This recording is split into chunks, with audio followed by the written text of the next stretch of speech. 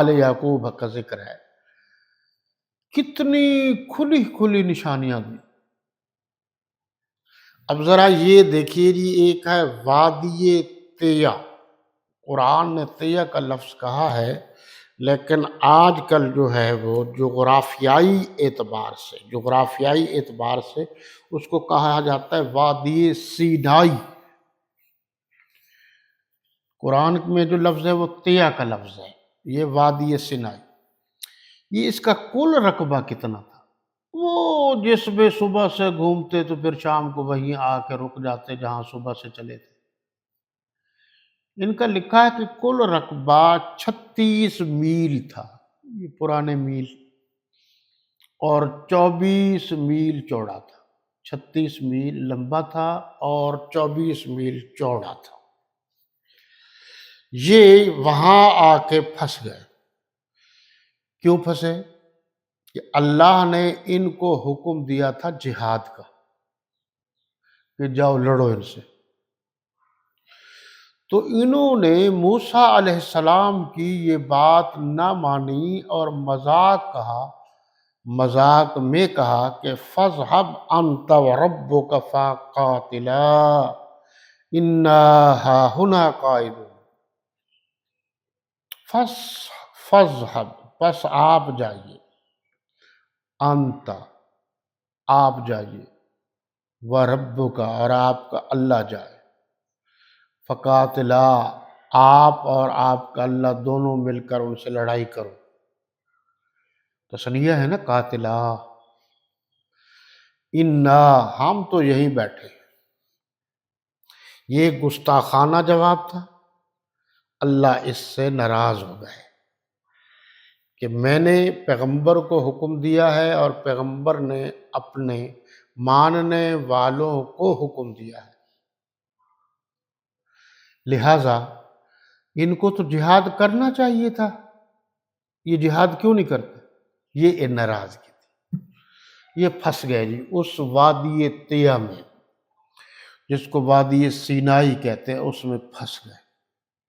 لیکن اللہ فرما رہے ہیں ان ساری باتوں کے باوجود میں نے پھر بھی مہربانی کی کہ 40 سال تک یہ لوگ اسی میدان میں پھنسے رہے۔ کون؟ دیکھو، آل بنی یعقوب، حضرت یعقوب علیہ السلام۔ یہ بھی ذرا خیال رکھیں، جب اسرائیل کا لفظ آتا ہے، یہ ایک تو یہ مروجہ ہے نا، لیکن آل یعقوب میں سے تھے نا بہت سارے لوگ جو ہے پھر بعد میں گمراہ ہو گئے نا، غلط ہو گئے نا، ضد پر اتر گئے نا۔ تو 40 سال تک اس میں پھنسے رہے۔ اب گرمی تھی، اب جب گرمی تھی تو اللہ تعالیٰ نے ان پر مہربانی کی، بادلوں کا سایہ کر دیا۔ یہ ان سے پوچھو جو صحرائی علاقوں میں رہتے ہیں تو بادل کتنی نعمت ہے۔ وہاں تو درخت بھی بہت دور کہیں کہیں جا کر ملتا ہے، اور جب کہیں درخت کسی کو مل جائے اور وہ مسافر ہو، تھکا ماندہ ہو، وہاں سفر کے لیے افلا ينظرون الى الابل كيف خلقت والى السماء كيف رفعت والى الارض كيف سطحت۔ اللہ اپنی نعمتیں گنوا رہے ہیں کہ ایسا موقع جہاں صحرا ہی صحرا ہو، ریتلا علاقہ ہو، اور آپ کے پاس سواری بھی عام سواری نہیں، اب بھی چولستان میں یہ بڑے بڑے لوگوں کی گاڑیاں جو ہے راستہ بھٹک جاتی ہیں اب بھی، اور وہ پیاس وغیرہ سے یعنی پانی کا انتظام مکمل نہ ہو تو وہ مر بھی جاتے ہیں۔ آپ اس علاقے میں کبھی آپ نے سفر نہیں کیا، چلو کبھی پیر چنن کے عرس پر چلے جاؤ، آپ کو پتہ چل جائے گا۔ اسی طرح پہاڑی بھی، اب جب ایک درخت ملا اور وہ ایک ہی آدمی تھا اور ایک ہی سواری تھی جس پر سوار ہو کر وہ سفر آگے کر رہا. تو وہ اب ظاہر ہے اس کے لیے اب یہ جو ریتیں اڑتی ہیں نا، ریتیں، اس پر بھی آپ کبھی تحقیق کیجئے. جب یہ صحرائی علاقوں میں ریت اڑتی ہے تو آدمی پر ریت اتنی آتی ہے کہ آدمی ریت کے اندر دھس جاتا ہے. اور برفانی علاقوں میں چلے جائیں آپ، جہاں پہاڑ زیادہ ہیں اور برفانی ہے، وہاں جب برف باری ہوتی ہے تو اچھے بھلے انسان اور جانور برف کے اندر دب جاتے ہیں. آپ کا حافظہ ساتھ دے رہا ہو تو جب اس طرف وہ آیا تھا زلزلہ آیا تھا کچھ سال پہلے، تو ایک خاتون کو ایک مکان سے، یعنی مکان گرا، وہ خاتون اس کے اندر دب گئی. 62، یہ جنرل نالج کا مسئلہ اخبارات میں بھی آیا تھا. 62 دنوں کے بعد وہاں امدادی ٹیمیں پہنچی تو وہاں انہوں نے اس کو اٹھایا تو وہ عورت بیچاری بوڑھی تھی، وہ زندہ سلامت نکل آئی، اور پھر بعد میں اس کو ہسپتال میں داخل کرایا گیا اور ہسپتال میں ہی وہ جناب والا ٹھیک ٹھاک ہو گئی، زندہ رہی. آپ یہ بتائیے کہ اتنا وزن، زلزلہ، خاتون بوڑھی، اوپر وزن، اور پھر زندہ رہی. تو اللہ نے بتا دیا نا، خالق میں ہوں، چاہوں تو زمین کے اوپر بھی زندہ نہ رہنے دوں، اور چاہوں تو اتنا ملبہ گر جائے پھر بھی زندہ رہے. ایک تو اس سے قبروں کی حیات بھی ثابت ہوئی، حیات قبور ان واقعات سے ثابت ہوئی. بہرحال پھر کبھی اس پر تفصیل سے عرض کریں گے. تو وہ ایک درخت ملا اور وہ آدمی تھا، اور اس کے پاس وہ صحرائی علاقوں میں سوائے اونٹ کے، جو سب سے زیادہ، جس کو صحرائی جہاز بھی کہتے ہیں، اونٹ کے اور کوئی جانور زیادہ کام نہیں آتا.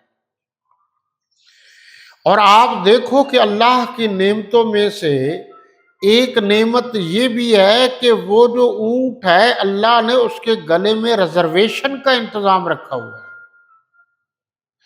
اور وہ ریزرویشن یہ ہے کہ وہ جب پانی پیتا ہے تو کچھ وہ پیٹ میں رکھتا ہے اور کچھ وہ گلے میں رکھتا ہے.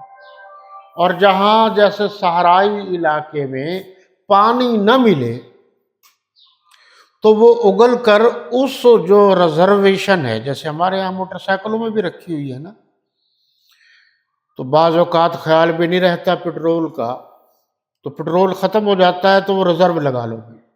کچھ ہوتا ہے کہ کسی جگہ تک آدمی پہنچ سکتا ہے، تو وہ ریزرو ہے. افلا ینظرون، قرآن کے ایک ایک لفظ پر آپ غور کریں. کیا، فا پس، لا نہیں، افلا ینظرون مضارع کا صیغہ ہے، جمع کا صیغہ ہے. یہ بڑا ضروری ہے سمجھنا. ینظر، ینظران، ینظرون، تنظر، تنظران، ینظرن، تنظر، تنظران، تنظرون، تنظرین، تنظران، تنظرن، انظر، ننظر. یہ شیخ الحدیث تھے حضرت مولانا محمد صدیق صاحب رحمۃ اللہ تعالی علیہ، خیر المدارس کے. وہ ہمیں صرف پڑھاتے تھے تو ڈنڈا ساتھ ہوتا تھا،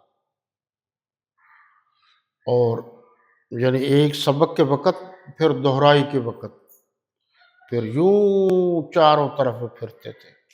ایک حافظ صاحب کو درمیان میں بٹھا دیا جاتا تھا اور اس سے پوچھتے تھے بھی پڑھ بھائی، آخری پارہ پڑھ. وہ پڑھتا اما یتساءلون. ہاں بھائی کون سا صیغہ یتساءلون؟ تو ڈنڈے کھائے ہوئے ہیں، صرف میں ہم بڑے اسپیشلسٹ ہیں. یہ تو ینظرون، ینظرون مضارع کا صیغہ ہے، اور مضارع میں دو زمانے پائے جاتے ہیں. عربی کی بات کر رہا ہوں، اردو کے نہیں، خیال رکھنا۔ ایک تین ماضی حال مستقبل یہ اردو میں ہے، عربی کی جو گرامر ہے اس میں ماضی حال اور مستقبل مضارع میں پایا جاتا ہے۔ ینظرون، کیا تم دیکھتے ہو یا دیکھو گے، الی کی طرف، اس کے دو معنی آتے ہیں اردو میں عمومی، الی کی طرف تک، ابل اونٹ،